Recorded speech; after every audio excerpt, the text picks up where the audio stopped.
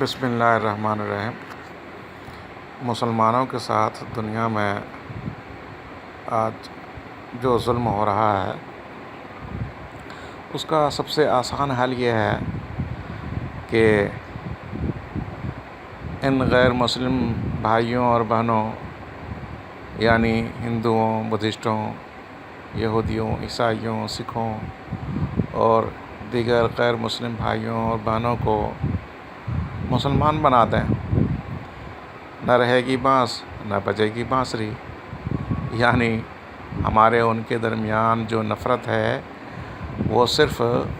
خدا کے نام پر ہے، مذہب کے نام پر ہے۔ جب ہم سب کا مذہب ایک ہو جائے گا تو جھگڑا ہی ختم ہو جائے گا۔ اب سوال یہ ہے کہ ان کو ہم مسلمان کیسے بنائیں؟ تو اس کا جواب یہ ہے کہ آپ انہیں اسلام کے بارے میں 100% مطمئن کریں۔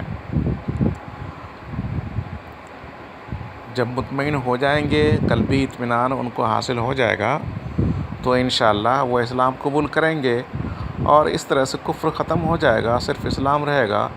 پھر یہ جنگیں ختم ہو جائیں گی، جنگوں پر خرب جو ڈالر خرچ ہوتے ہیں وہ ختم ہو جائیں گے، اور اس کی وجہ سے جو غربت ہے وہ ختم ہو جائے گا۔ غربت کی وجہ سے جو جہالت ہے، جرائم ہے اور دوسرے مسائل ہیں تو وہ ختم ہو جائیں گے۔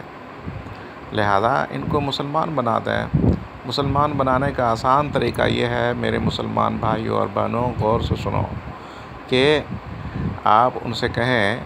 کہ دین اسلام اور دین اسلام کے جو خدا ہیں اللہ تعالیٰ اور ان کے پروفیٹس، خاص طور سے محمد صلی اللہ علیہ وسلم اور احادیث اور قرآن کریم، ان سب کا تعارف تو محمد صلی اللہ علیہ وسلم نے کروایا ہے۔ لہذا محمد صلی اللہ علیہ وسلم اگر سچے ہیں اور واقعی وہ صحیح پیغمبر تھے تو اس کا مطلب یہ ہے کہ ان کا کہنا اللہ کے بارے میں، قرآن کریم کے بارے میں، دین اسلام کے بارے میں اور احادیث، یہ سب صحیح اور سچا ہو جائے گا۔ اور اگر نعوذ باللہ محمد صلی اللہ علیہ وسلم جھوٹے نبی ثابت ہوتے ہیں پھر یہ ساری چیزیں خود بخود ختم ہو جائیں گی۔ لہذا اس پر توجہ دیں کہ آیا محمد صلی اللہ علیہ وسلم سچے نبی تھے یا جھوٹے نبی تھے۔ تو میں صرف یہاں پر یہ ثابت کر دے رہا ہوں کہ محمد صلی اللہ علیہ وسلم واقعی میں سچے خدا کے سچے پیغمبر تھے، اور صرف یہ بات آپ غیر مسلم بھائیوں بہنوں کو جہاں بھی ہیں، جس زبان میں بھی آپ چاہیں آپ انہیں بتائیں، وہ یہ کہ اگر محمد صلی اللہ علیہ وسلم جھوٹے نبی ہوتے تو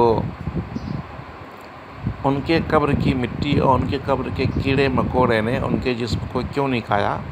جیسے دوسرے غیر مسلموں اور گنہگار مسلمانوں کے جسم کو کھا جاتا ہے۔ اب تک محمد صلی اللہ علیہ وسلم کے جسم مبارک کے محفوظ ہونے کا مطلب یہ ہے کہ وہ سچے نبی ہیں۔ اور ابو داؤد شریف جلد اول کتاب الجمعہ اور باب ابواب تفریح الجمعہ و خطبۃ میں ایک حدیث ہے کہ محمد صلی اللہ علیہ وسلم نے خود دعویٰ کیا اپنی زندگی میں کہ اللہ تبارک و تعالیٰ انبیاء کرام کے جسم کو کھانے سے مٹی کو منع کر دیا ہے، اور وہ خود اپنے آپ کو نبی کہتے تھے، تو اس کا مطلب یہ ہے کہ ان کا جسم محفوظ ہے۔ اب صرف یہ چیک کر لیا جائے کہ آیا محمد صلی اللہ علیہ وسلم کا جسم مبارک 1400 سال سے قبر میں سڑنے گلنے سے، بوسیدہ ہونے سے محفوظ ہے یا نہیں۔ اگر محفوظ ہے تو گویا کہ قبر کی مٹی، قبر کے کیڑے مکوڑے یعنی نیچر نے فیصلہ سنا دیا کہ وہ سچے تھے۔ جب وہ سچے تھے تو اس طرح دین اسلام سچا، قرآن سچا، اللہ سچا، احادیث سچے۔ اب سوال یہ پیدا ہوتا ہے کہ یہ کیسے ثابت کیا جائے کہ محمد صلی اللہ علیہ وسلم کا جسم مبارک اب تک محفوظ ہے، کیونکہ جب تک لوگ دیکھیں گے نہیں تو مطمئن نہیں ہوں گے۔ تو اس کا حل یہ ہے کہ غیر مسلم بھائیوں اور بہنوں کو کہا جائے کہ آپ سچے شہداء اسلام کے جسم کو دیکھ لیں کہ اس میں تازہ خون ہوتا ہے، سڑنے گلنے سے محفوظ ہوتا ہے،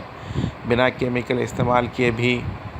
تو جب شہداء اسلام کا جسم محفوظ ہے تو لازمی سی بات ہے جنہوں نے ان کو تربیت دی، جن کی تعلیم پر وہ عمل کر کے اس حد تک پہنچے، تو ان کا جسم تو لامحالہ محفوظ ہوگا۔ لہذا اس میں کوئی شک شبے کی بات ہی نہیں ہے، اور اس طرح سے وہ مطمئن ہو جائیں گے۔ میدان جہاد میں چلے جائیں، وہاں دیکھ لیں شہدائے اسلام کے جسم مبارک کو، اسی طرح سے گورکنوں سے پوچھ لیں، قبرستان کے گورکنوں سے معلوم کر لیں، اسی طرح سے جج کے حکم پر جو لوگ انویسٹیگیشن کرتے ہیں قبر کھول کر کے، ان لوگوں سے معلومات کر لیں، وہ سب بتائیں گے کہ شہدائے اسلام کا جسم جو ہے تازہ رہتا ہے۔ ریڈ کراس تنظیم نے یہ رپورٹ شائع کی تھی کہ افغانستان میں طالبان کی لاشیں محفوظ رہتی ہیں، اور جو غیر مسلم ہیں یا ان کے ہمدرد ہیں ان کی لاشیں محفوظ نہیں رہتی ہیں، حالانکہ سب کی لاشیں ایک ہی جگہ رکھی رہتی ہیں۔ اسی طرح سے ڈاکٹر صابر صاحب نے ایمان کی خوراک کے عنوان سے بیان کیا تھا کہ اقوام متحدہ یہ ریسرچ کر رہی ہے آخر کیا بات ہے کہ طالبان کی لاشیں محفوظ رہتی ہیں اور ہماری لاشیں سڑگل جاتی ہیں، بدبودار ہونے لگتی ہیں، آخر کیا وجہ ہے، وہ کون سا خوراک کھاتے ہیں۔ تو اس طرح سے یہ بات تو مشہور ہے، جب شہداء اسلام کی لاشیں محفوظ ہیں تو لازمی سی بات ہے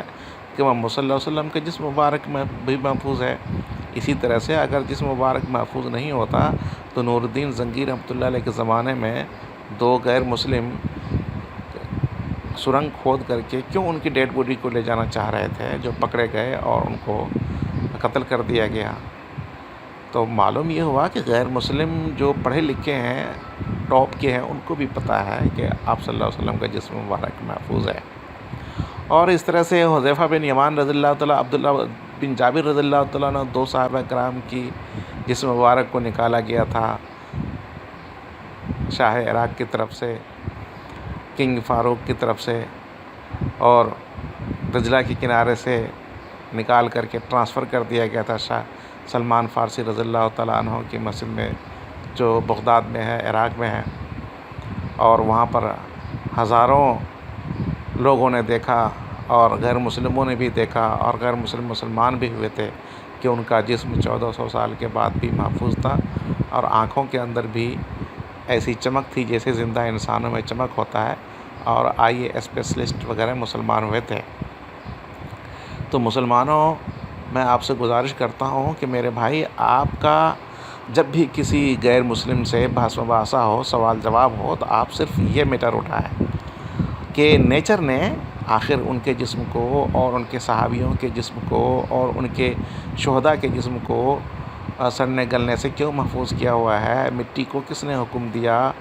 مٹی کیوں بات مانتی ہے، اور دوسرے جو غیر مسلم ہیں ان سب کی ساری لاشیں کیوں سڑگل جاتی ہیں۔ تو اس سے وہ مطمئن ہوں گے اور غور کریں گے۔ صرف دکھانے کی بات ہے، وہ دیکھ لیں گے یا ریسرچ کر لیں گے، انشاءاللہ مطمئن ہو جائیں گے۔ اس طرح سے دھڑا دھڑ اسلام میں لوگ داخل ہونے لگیں گے، اور انشاءاللہ تبارک و تعالی کفر ختم ہو جائے گا، اور یہ مسلمانوں کے مسائل پہ حل ہو جائیں گے۔ امید ہے کہ ہم مسلمان بھائی بہن ہماری باتوں پر توجہ دیں گے۔ وما علینا الا البلاغ۔